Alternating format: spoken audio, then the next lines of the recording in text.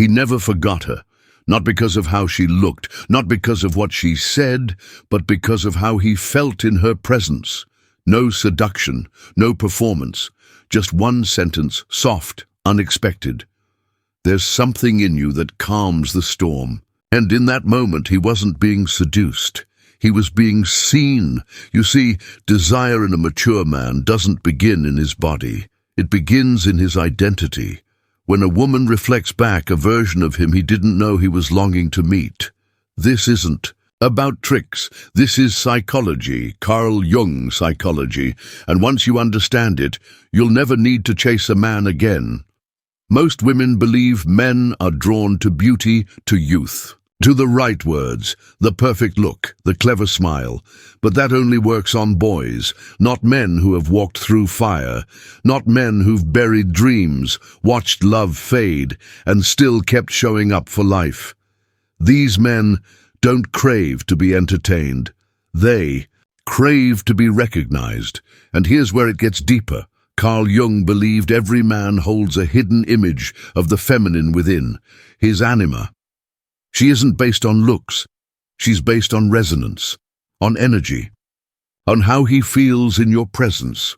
When a woman embodies that energy, not from strategy but from self-possession, he doesn't just feel attraction, he feels home. This isn't about saying more, it's about saying the right thing at the right frequency. In this video, I'll show you what those words sound like, words that don't manipulate, don't beg, but reflect the version of him even he forgot existed. Because when he feels seen without pressure, that's when desire turns into devotion. Her name was Lisa. She was 52, divorced for 6 years, and had stopped trying to impress anyone. She'd done all of it before, shaping herself into what a man might want, shrinking her voice, overgiving, over-explaining. But now, she simply showed up, calm, soft-spoken, self-contained.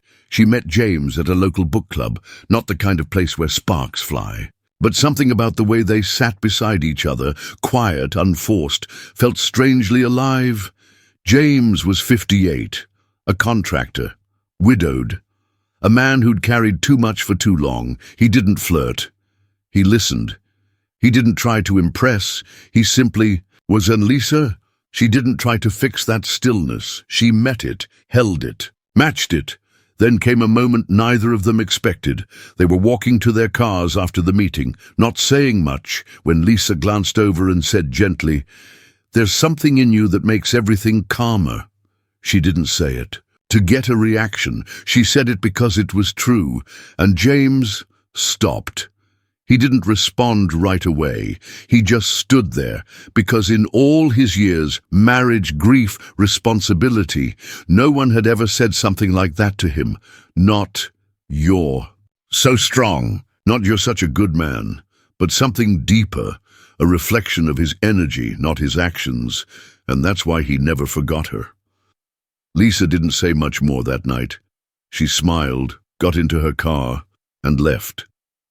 But something had shifted in him, not because she tried to seduce him, not because she looked younger than her age or said all the right things, but because for the first time in a long time, he felt safe in someone's gaze. That one sentence stayed with him. It wasn't a compliment.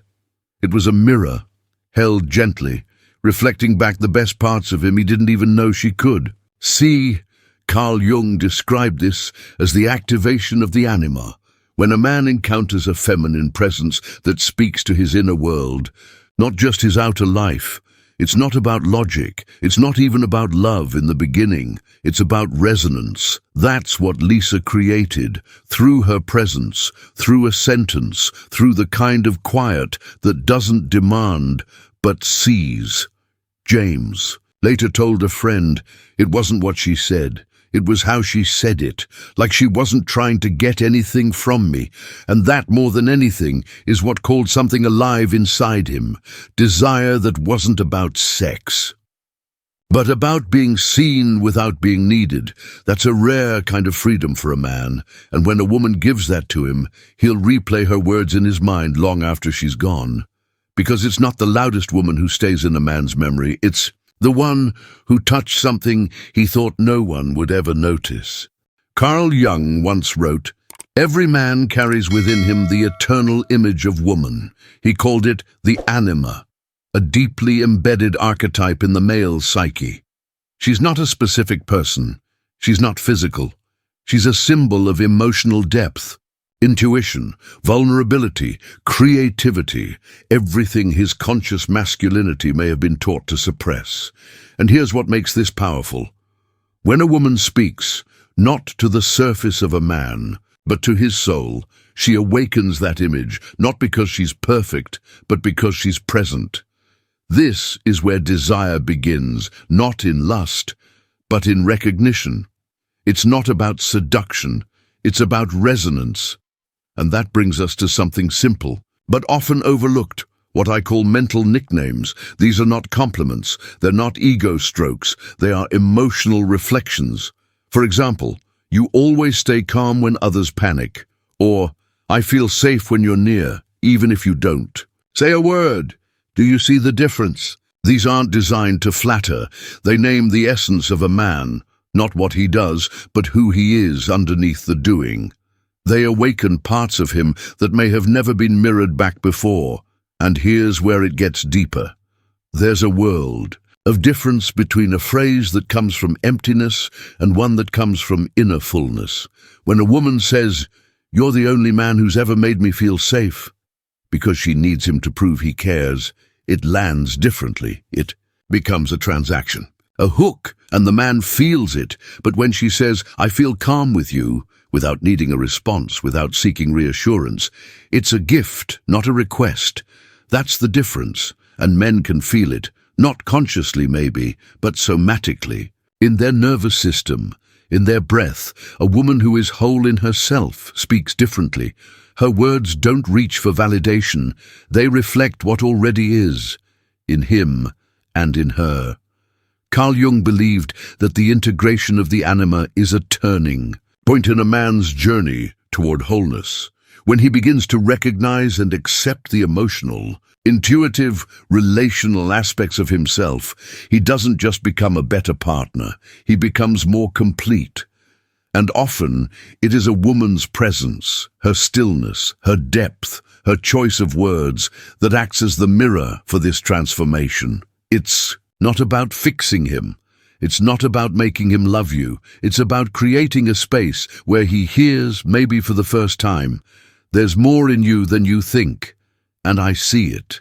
These are the words that stay, not because they were clever or romantic, but because they bypassed the surface and spoke directly to his unconscious. That's why some women are unforgettable, not for how they look, but for what they reflect back. They don't try to change a man. They awaken the part of him that's already been waiting, quietly, for someone to see it. And once she does, he doesn't just want her, he remembers her. You don't have to be sexy, you don't have to flirt, you don't have to lean in, lower your voice, or bat your eyelashes. Sometimes the most unforgettable thing you can say is simply this: "With you, I feel like nothing bad can reach me." No drama, no performance, just presence. Why does that hit a man so deeply? Because most men, especially those over 50, have spent decades protecting their families, their careers, their reputations.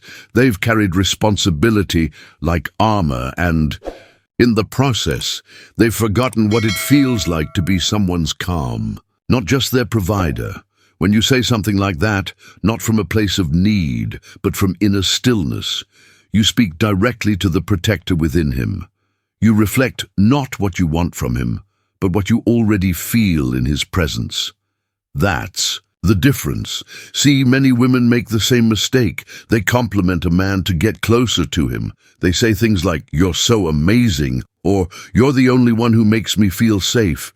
But there's an unspoken hook. "Please love me." Back, and he can feel it, even if he doesn't know why. Something inside him pulls away, not because he's cold, but because he senses the transaction underneath the words. Real impact doesn't come from asking for love. It comes from offering recognition with no strings attached. That's the reversal. When you say, "I feel at peace when I'm around you," and you mean it, not because you want more, but because you've already found peace within yourself. He doesn't just hear you. He feels seen, safe, capable, respected, not for what he does, but for who he is when he's not doing anything. You don't need to push desire into a man.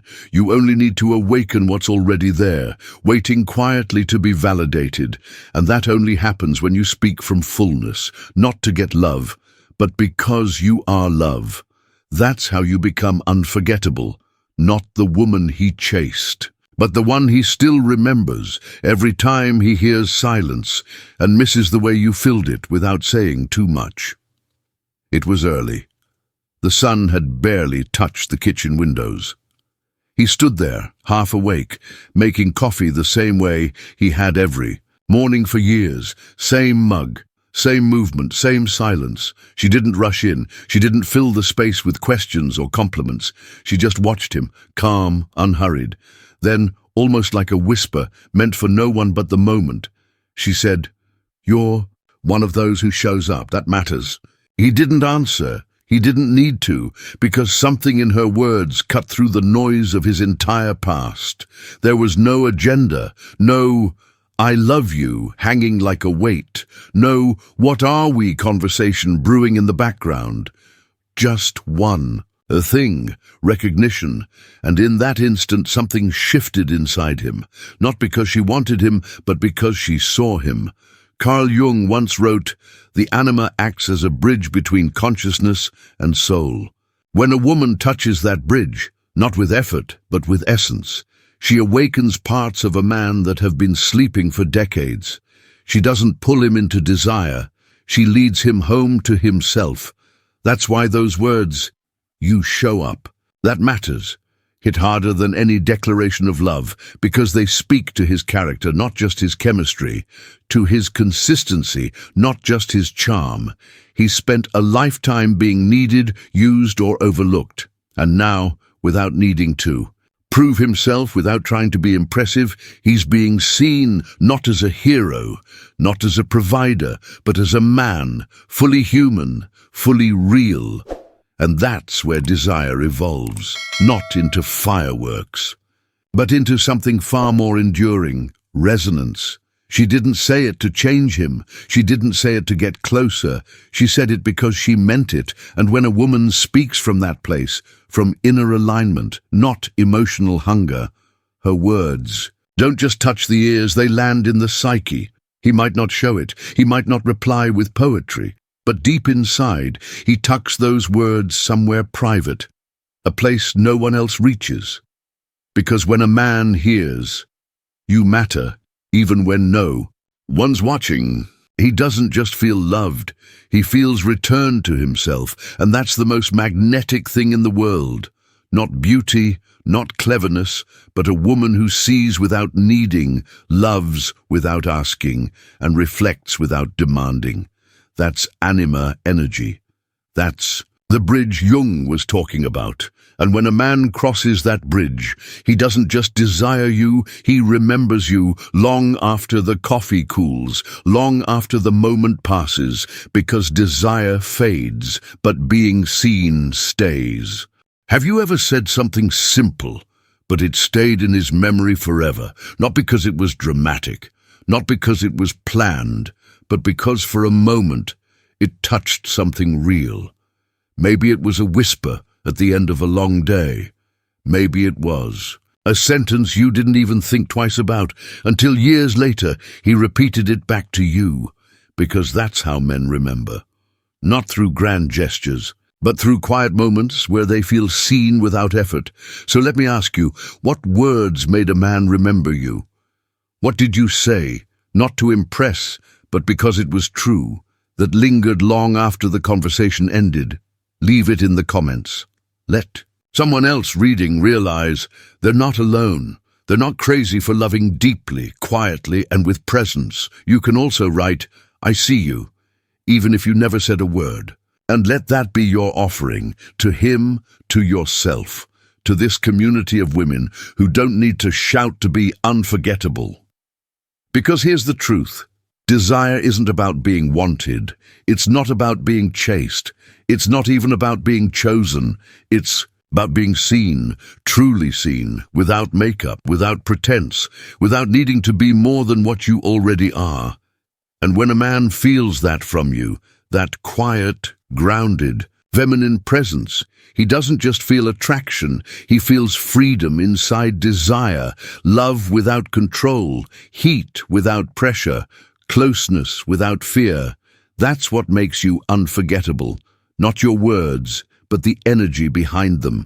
So if you've ever looked into a man's eyes and said something that changed him, even if he never said it out loud, this is your moment to say it again. Say it for yourself. Say it for the women still learning to see without needing. Say it for the men still aching to be noticed. We're listening, we're witnessing, and we see you.